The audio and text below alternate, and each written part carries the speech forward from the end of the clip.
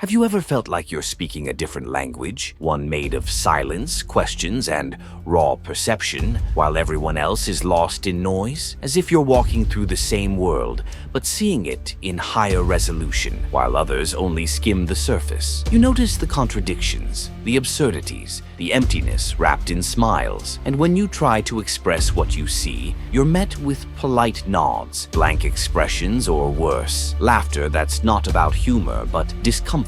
If that sounds familiar, let me tell you something important. You are not broken. You are simply awake in a world that prefers to keep its eyes closed. Philosopher Arthur Schopenhauer once said, "Almost all of our sorrows spring out of our relations with other people." What he meant wasn't misanthropy, it was insight. The more a person perceives, the less they fit. Not because they withdraw, but because they are quietly pushed to the margins. The modern world praises intelligence, but only the kind that's convenient, the kind that calculates profit, that designs flashy apps, that plays trivia, but the kind that questions the very foundation of our existence. That's not welcome at the dinner table. That's threatening. Why? Because deep thinking disrupts the illusion, and society, at its core, is a network of shared illusions. We're told to smile, to agree, to repeat, not to look too closely. True intelligence, reflective intelligence asks,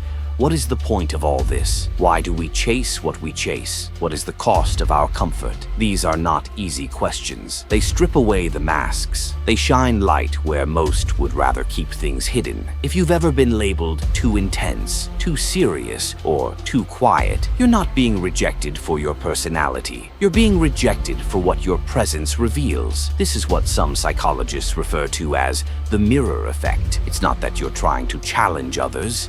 It's that your mere being, your depth, your awareness, makes others reflect on themselves, and often they don't like what they see. You see, many people live on borrowed beliefs, inherited values, scripted opinions. When you show up with original thought or existential questions, it causes a kind of short circuit, an uninvited confrontation with the self. You become the mirror, and most would rather break the mirror than face their reflection. This is why thinkers are often isolated, not because they're antisocial, but because their presence exposes the fragility of social norms. And no, this isn't just a modern phenomenon.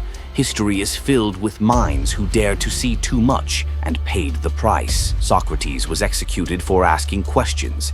Galileo was condemned for seeing the stars as they are. Even Nikola Tesla, a mind ahead of its time, died alone while others profited from his genius. There's a pattern. When society cannot understand someone, it excludes them. When it cannot control someone, it silences them. The thinker is often seen not as a sage, but as a threat. Because they don't fit, they don't nod on cue, they don't pretend not to see. But let's go deeper. Why does this rejection hurt so much? Because we are wired, biologically, for belonging. Our ancient brain still believes that isolation equals danger, that to be cast out of the tribe is to die alone in the wild. Even today, the brain reacts to social rejection the same way it reacts to physical pain. It lights up the same neurological pathways. It hurts.